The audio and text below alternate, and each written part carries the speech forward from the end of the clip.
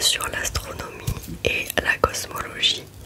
Alors, eh bien aujourd'hui, ce sera le thème de cette vidéo.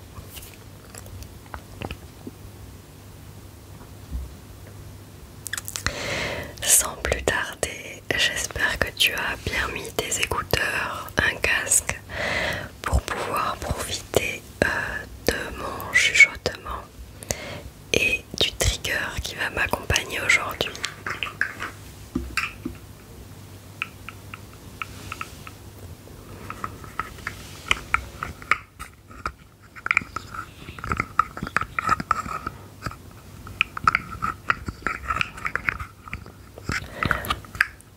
Ce fameux requin.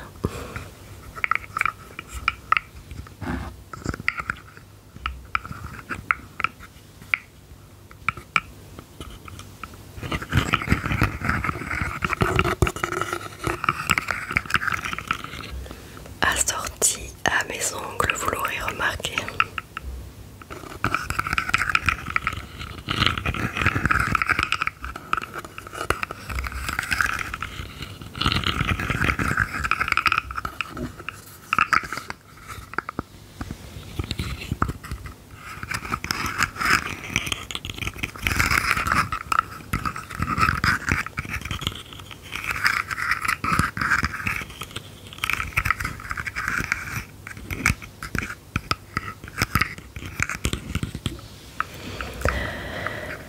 Alors, avant de commencer, niveau lumière, je sais pas ce que ça va rendre parce que j'ai le nuage qu'on voit, mais ici Saturne on la voit pas, elle est trop éclairée. J'ai une barre de lumière aussi ici et j'avais 3 mètres de LED sous mon lit, mais je crois que ça faisait trop que ça clignotait trop et donc je suis pas certaine. Enfin, il faudrait que je fasse d'autres réglages. J'ai éteint la barre de LED qui est sur le sol et la Saturne, je crois qu'il va falloir attendre. Je crois qu'il va falloir attendre que les piles s'usent parce qu'elle est beaucoup trop éclairée par rapport au nuage. Bon, je sais pas, j'ai testé un nouveau décor et vous l'avez compris, je ne suis pas dans mon salon, donc qui dit pas être dans son salon dit ne pas entendre le frigo évidemment.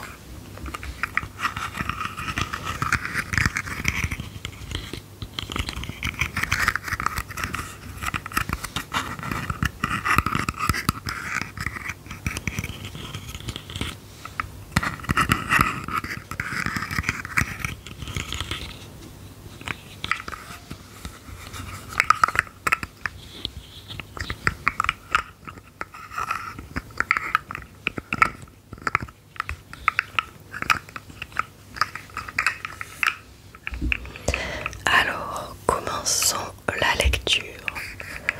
Tous les atomes de votre corps intégraient jadis une étoile. Au début des années 1980, Carl Sagan avait animé une série télévisée en 13 épisodes intitulée Cosmos, diffusée sur PBS.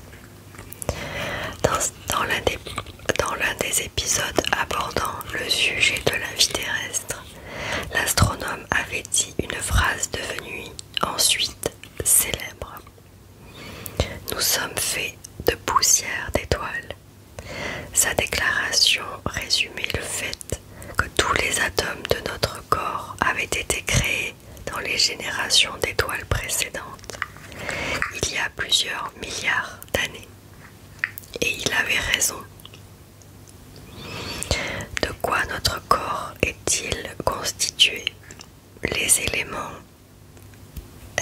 SHNOPS qui représentent le carbone, C, l'hydrogène, H, l'azote, N, l'oxygène, O, le phosphore, P et le soufre, S. constitue la majeure partie de la composition chimique du corps humain, environ 97%. Il serait fastidieux et ennuyeux de détailler tous les rôles joués par ces molécules. Cependant, notez que le carbone forme la structure fondamentale de tous les composés biologiques, tandis que l'hydrogène joue un rôle clé dans le maintien de l'hydratation, le transport des nutriments et l'élimination des déchets du corps. L'azote est quant à lui un élément clé des protéines et des acides nucléiques, et l'oxygène est impliqué dans les réactions de respiration cellulaire et dans de nombreux autres processus biologiques. Enfin, le phosphore est un constituant important des acides nucléiques, des phospholipides qui composent les membranes cellulaires et de l'ATP, adénosine triphosphate, la principale molécule utilisée pour le stockage et le transfert d'énergie dans les cellules, tandis que le soufre est présent dans certains acides aminés qui sont les éléments constitutifs des protéines. Outre les 6 éléments SNOPS, il en existe également d'autres présents en quantité plus faible. Parmi eux figurent le calcium, le potassium, le sodium, le magnésium, le fer, le zinc et le cuivre. Enfin, il existe aussi de nombreux autres éléments présents dans des quantités infimes, tels que le manganèse, le sélénium, l'iode, le fluor ou encore le chrome. Là encore, chacun de ces éléments joue un rôle spécifique dans divers processus biologiques. Tous les éléments partagent néanmoins un point commun. Ils ont été créés dans les étoiles. Fusion, dissémination, intégration. Les éléments légers tels que l'hydrogène ont été formés peu de temps après le Big Bang dans le cadre de la nucléosynthèse primordiale. Cependant, la formation des éléments plus lourds tels que le carbone, l'oxygène, l'azote, le fer et les autres éléments mentionnés précédemment se produit principalement à l'intérieur des étoiles par des processus de fusion nucléaire. Pendant la phase de vie d'une étoile, les réactions de fusion se produisent en effet dans le noyau où des éléments plus légers sont convertis en éléments plus lourds. Lorsque ces étoiles atteignent la fin de leur vie, elles explosent en supernova et disséminent tous leurs éléments dans l'espace. Cette matière se retrouve ensuite à la base de la formation de nouvelles étoiles, dont le Soleil, il y a environ 4,6 milliards d'années. Une partie de ce matériel a également été intégrée à la Terre au moment de sa formation. Et étant donné que dans l'univers, rien ne se perd, tous ces éléments ont traversé l'espace et le temps pour finalement intégrer votre corps en formation. Ainsi, nous sommes tous littéralement constitués de poussière d'étoiles. En conclusion, la célèbre phrase de Carl Sagan « Nous sommes faits de poussière d'étoiles » résume parfaitement l'origine cosmique des éléments qui composent notre corps. Chaque atome a en nous une histoire qui remonte aux étoiles qui ont vécu et sont mortes bien avant que notre planète existe. Ces étoiles, à travers des processus de fusion nucléaire et d'explosion en supernova, ont forgé les éléments essentiels à la vie, de l'hydrogène au carbone, en passant par l'oxygène et le phosphore. C'est cette matière issue des étoiles qui a formé notre planète et qui, à travers des milliards d'années,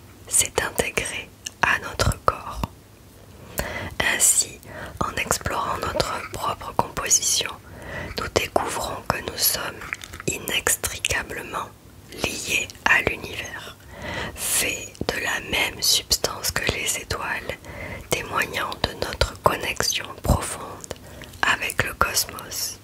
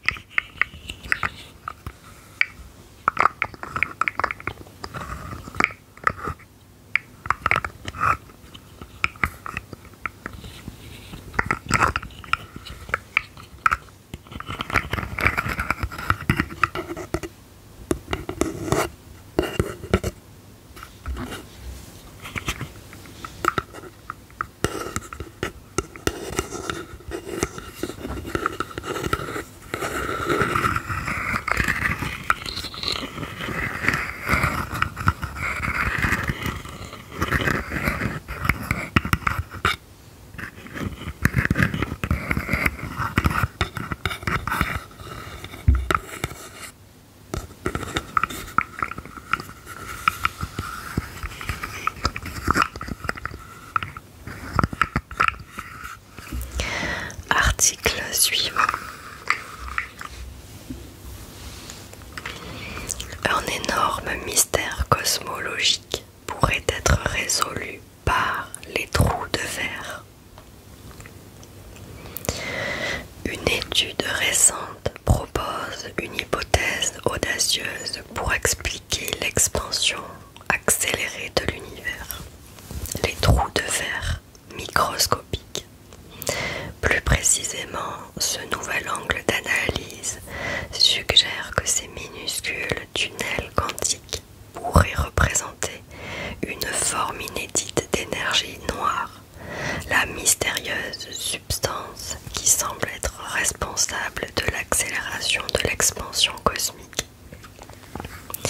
Ce concept pourrait non seulement résoudre des énigmes actuelles, mais également ouvrir des perspectives inédites sur la structure fondamentale du cosmos.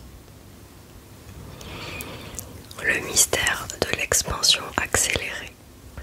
Dans les années 1990, les observations astronomiques ont non seulement révélé que l'univers s'étend, mais aussi qu'il le fait à un rythme croissant. Cependant, la théorie de la relativité générale d'Einstein, qui décrit l'interaction de la gravité avec l'espace-temps, et ne prévoit pas une telle accélération si l'univers était composé uniquement de matière et de rayonnement connus. Pour réconcilier cette incohérence, les scientifiques ont postulé l'existence de l'énergie noire.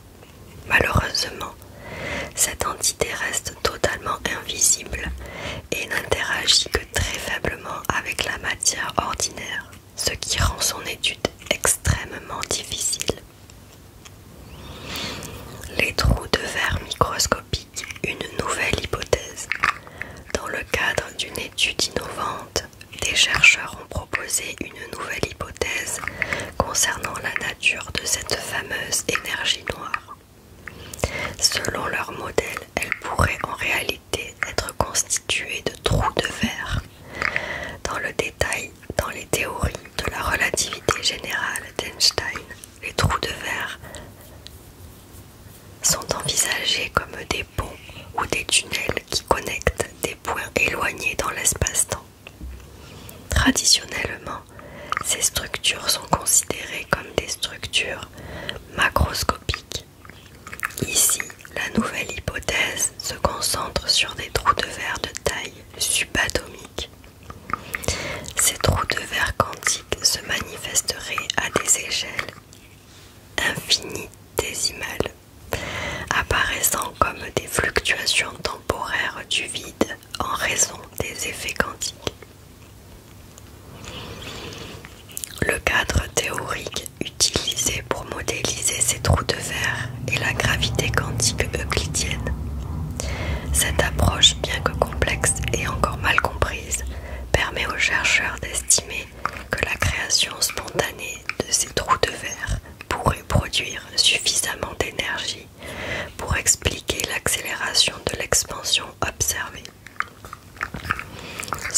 mes calculs, si environ 10 milliards de ces trous de verre se formaient à chaque seconde dans un volume d'1 centimètre cube, l'énergie qu'ils génèrent pourrait correspondre à l'effet de l'énergie noire responsable de cette expansion accélérée. Les implications de cette théorie. Le modèle proposé par ces chercheurs pourrait offrir une meilleure explication des données observées sur l'expansion cosmique par rapport au modèle cosmologique standard qui postule une densité d'énergie noire constante au fil du temps.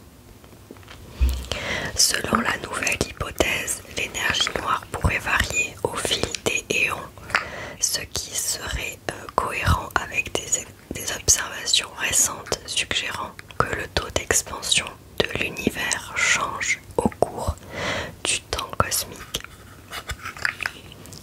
Cependant, cette théorie reste à l'état de proposition et nécessite des validations expérimentales. Or, les données actuelles ne permettent pas encore de vérifier directement la présence de ces trous de verre microscopiques ou leur contribution précise à l'énergie noire.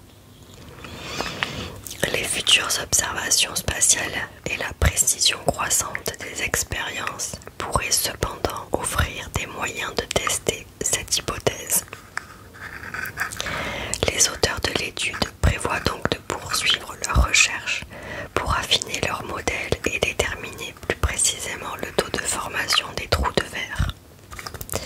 Les progrès dans ce domaine pourraient non seulement éclairer la nature de l'énergie noire, mais aussi contribuer à une meilleure compréhension de la gravité quantique, une unification théorique qui cherche à relier la relativité générale et la mécanique quantique, un objectif majeur en physique théorique.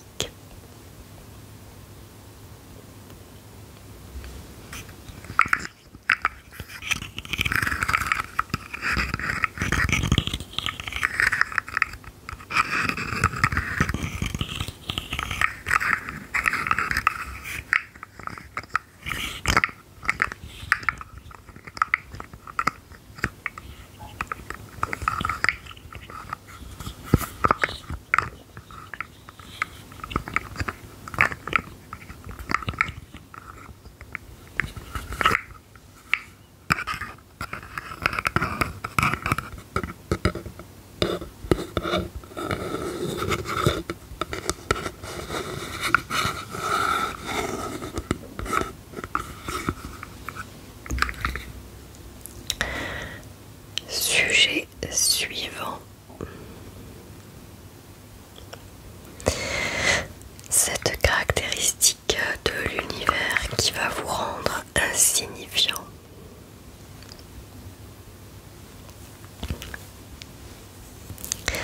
Le vide entre les étoiles et les galaxies représente 80% du volume de l'univers connu. Soumis à la force répulsive de l'énergie noire, ces vides engloutiront un jour tout l'espace. Une toile cosmique parcourue de vide. La distribution de la matière ne se fait pas de manière uniforme dans l'univers. Si vous prenez beaucoup de recul, vous remarquerez en effet que sa structure s'apparente à une gigantesque toile cosmique, dont les fils de soie sont représentés par de gigantesques filaments de matière composée de galaxies abritant chacune des milliards d'étoiles. Au croisement de ces filaments se trouvent également des amas de galaxies reliées entre elles par la gravité. À elle seule, cette distribution de matière dépasse l'entendement, mais en réalité, la lumière de ces étoiles et galaxies ne sert qu'à définir les frontières des véritables maîtres du cosmos, les régions vides qui les séparent. Découverts pour la première fois au début des années 1980, ces vides cosmiques, désertés de toute structure signifiante ou concentration de matière domine le volume de l'univers. Évidemment, ces régions sont encore baignées de radiation et de particules. Par ailleurs, en chipotant, vous pourriez également tomber ça et là sur une galaxie naine particulièrement sombre. Néanmoins, le point à retenir est le suivant. La majeure partie de notre univers est totalement vide.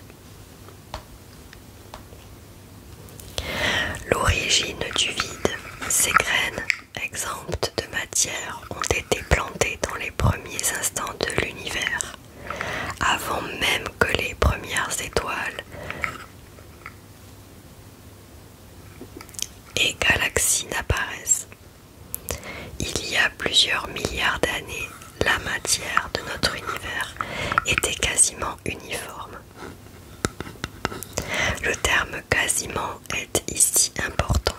On observait en effet à l'époque de minuscules différences aléatoires et microscopiques. Imaginez un millionième de matière en plus ici ou un millionième de matière en moins là-bas.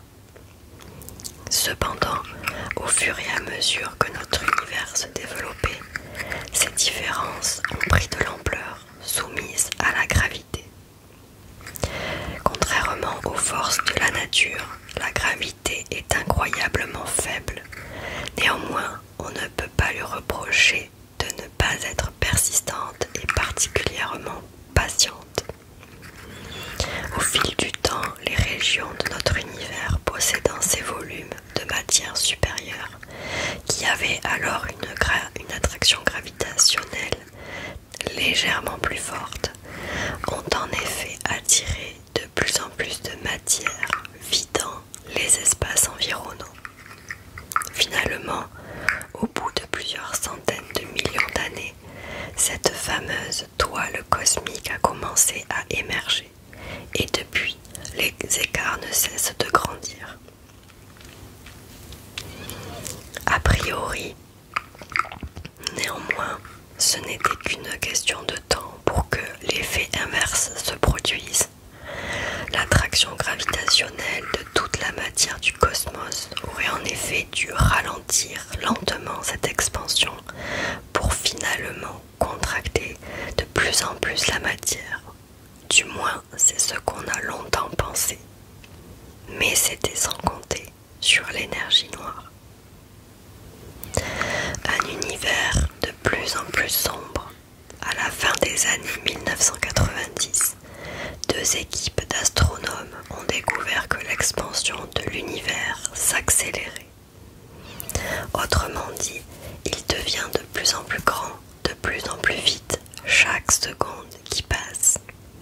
Nous devons cette accélération de son expansion à une énergie dont on ignore presque tout, si ce n'est qu'elle est bel et bien présente. Certains soupçonnent que cette mystérieuse accélération pourrait être une propriété du vide, de l'espace-temps. En d'autres termes, l'énergie noire serait intégrée dans le tissu même du cosmos, en provoquant l'accélération de l'expansion de l'univers. Cependant, nous ne ressentons pas cette accélération ici, localement. La Terre n'est en effet pas en expansion. Le système solaire ne l'est pas non plus, ni même la Voie lactée, ou plus largement notre environnement cosmologique local. Non, il y a trop de matière, ou du moins suffisamment pour submerger les effets de l'accélération de l'énergie noire. Dans les vides, en revanche, c'est une autre histoire. Dans ces contrées sombres, rien ne peut contrecarrer les effets de l'énergie noire. Et ainsi, les vides grandissent, accélérant leur expansion et poussant littéralement les murs qui les entourent. Aujourd'hui, ces régions représentent plus de 80% du volume de l'univers, mais contient moins d'1/10 de sa masse totale. D'ici plusieurs dizaines de milliards d'années, les filaments de matière et tout ce qui les compose seront si éloignés les uns des autres que chaque objet ne deviendra qu'un univers insulaire évoluant seul dans une vaste étendue de néant. En conclusion, la structure de l'univers, bien que fascinante et complexe avec ses filaments de galaxies et ses amas, est dominée par les immenses vides cosmiques qui séparent ces concentrations de matière. Ces vides, témoins silencieux de l'évolution cosmique depuis les premiers instants de l'univers, continueront de s'étendre sous l'effet de l'énergie noire. Cette force mystérieuse et repoussante accélère l'expansion de l'univers, assurant que ces régions vides engloutiront de plus en plus d'espace. L'avenir de l'univers semble ainsi inexorablement lié à l'expansion de ces vides, transformant notre cosmos en un paysage de plus en plus sombre et isolé. D'ici plusieurs dizaines de milliards d'années, les filaments de matière et les galaxies qu'ils contiennent seront si distants les uns des autres que chaque galaxie vivra comme une île solitaire dans une immensité de néant. Cette perspective souligne l'importance de continuer à explorer et à comprendre ces vides, car ils détiennent les clés pour déchiffrer le futur de l'univers.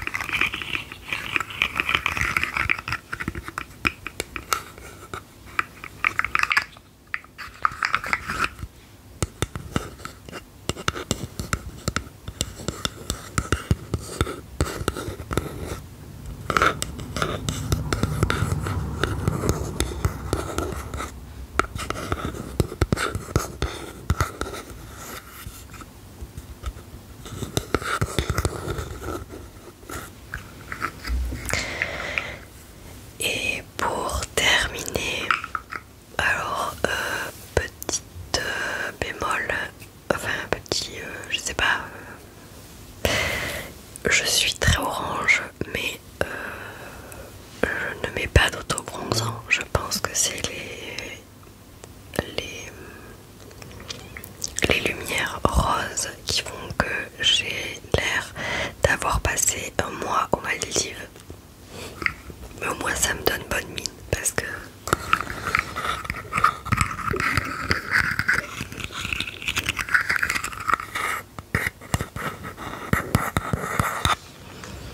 et donc pour terminer, un étrange objet ultra brillant défie une loi de la physique. À plusieurs milliards d'années-lumière de la Terre, une étrange source de rayons X ultra lumineuse brille des millions de fois plus que le Soleil, enfreignant une loi physique appelée la limite d'Eddington. Comment expliquer ce phénomène? La limite d'Eddington, les sources de rayons X ultralumineuses, ULX pour Ultra Luminous X-Ray Source, sont des objets émettant des niveaux extrêmement élevés de rayons X. Ces objets interrogent les astrophysiciens depuis des années, et pour cause, ils produisent environ 10 millions de fois plus d'énergie que le Soleil, au point de sembler dépasser une limite physique appelée la limite d'Eddington. Nommé d'après l'astrophysicien Sir Arthur Eddington, il s'agit d'une mesure théorique du taux maximal d'accrétion de matière pour un objet céleste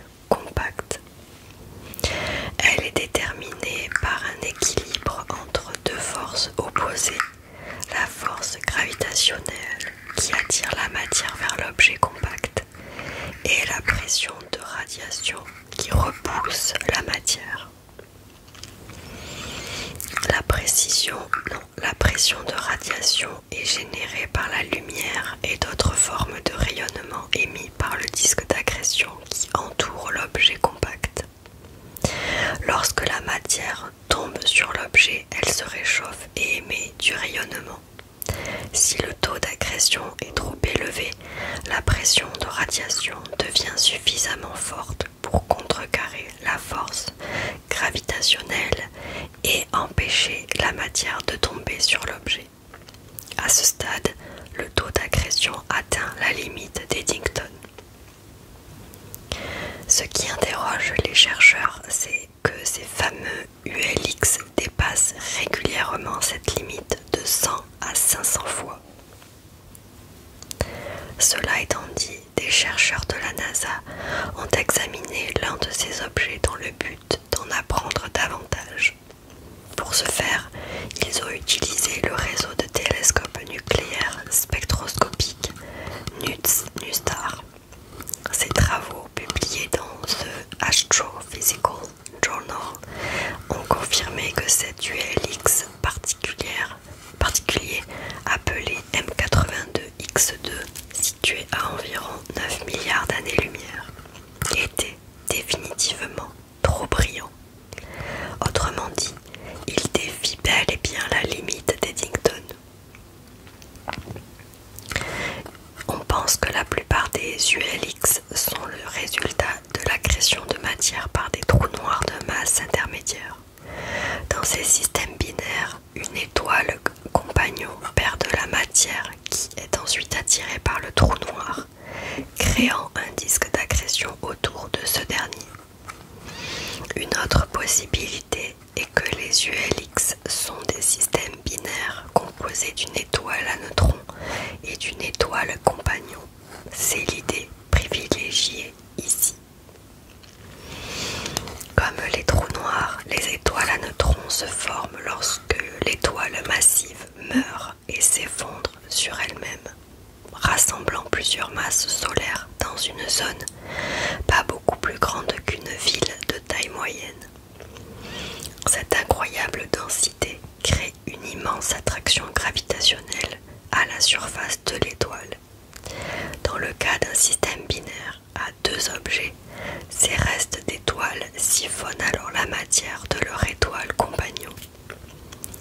Les gaz et autres matériaux entraînés par cette gravité accélèrent à des millions de kilomètres par heure, libérant une incroyable énergie au moment de frapper la surface de l'étoile à neutrons. Ce phénomène produit alors de la lumière à rayon X à haute énergie détectable depuis la Terre. Dans le cadre de ces travaux, les chercheurs ont déterminé que M82X2 volait environ 9 milliards de tonnes de matériel par an à une étoile voisine. Pour mieux vous rendre compte du phénomène, notez que cela équivaut à 1,5 fois la Terre. Connaissant la quantité de matière frappant la surface de l'étoile à neutrons, les chercheurs ont pu alors estimer la luminosité de cet objet. Mais alors, comment expliquer le dépassement de la limite d'Eddington? L'hypothèse ici soutenue suggère que des champs magnétiques puissants déforment les atomes de la matière engloutie, grossièrement sphérique, en forme allongée et filandreuse. Cela réduirait la capacité des photons à repousser les atomes, augmentant finalement la luminosité maximale possible d'un objet. En conclusion, les sources de rayons X ultralumineuses, ULX telles que M82X2, défient notre compréhension actuelle des limites astrophysiques, notamment la limite d'Eddington. Ces objets célestes, en émettant des niveaux de rayons X bien au-delà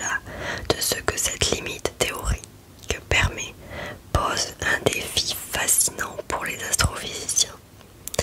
Les récentes études menées avec le réseau de télescopes NuSTAR ont confirmé que certains ULX comme M82X2 émettent une luminosité défiant les attentes, révélant ainsi la complexité et les mystères de notre univers. Les hypothèses actuelles, soutenues par les observations, suggèrent que de puissants champs magnétiques pourraient jouer un rôle clé en déformant les atomes de matière, permettant ainsi à ces objets de briller beaucoup plus intensément que ne l'aurait cru possible. Ces découvertes non seulement remettent en question nos modèles existants, mais ouvrent également de nouvelles voies de recherche pour mieux comprendre les mécanismes de l'accrétion et les conditions extrêmes autour des étoiles à neutrons et des trous noirs. Ainsi, la poursuite de l'étude des ULX et de leur comportement continue d'enrichir notre compréhension de la physique, des objets compacts et des phénomènes extrêmes dans l'univers, soulignant l'importance de l'observation et de l'innovation technologique en astronomie.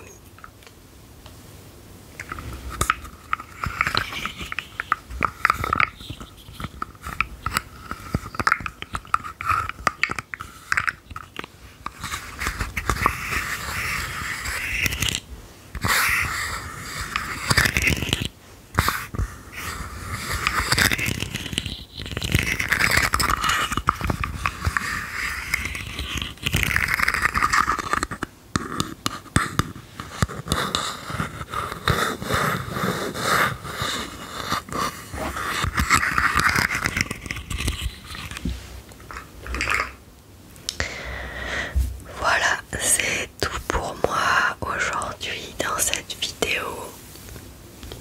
C'est vrai que j'ai l'air très orange, mais au moins j'ai eu le calme. Alors on s'en fout de ce que je parais. Ce qui est intéressant, c'était ce que je vous ai lu.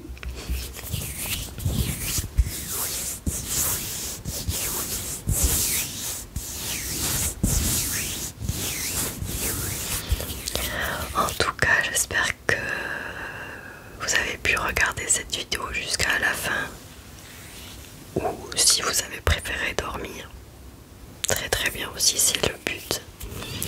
J'espère que cette vidéo vous aura donc détendu, relaxé, changé les idées et voyagé dans les trous de verre, les trous noirs et les étoiles. Je vous fais de très gros bisous. Je vous dis à très vite dans une prochaine vidéo. Prenez bien soin de vous et de vos proches.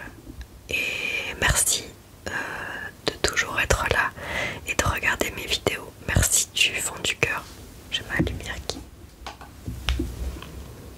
lumière qui rend l'âme. Bon.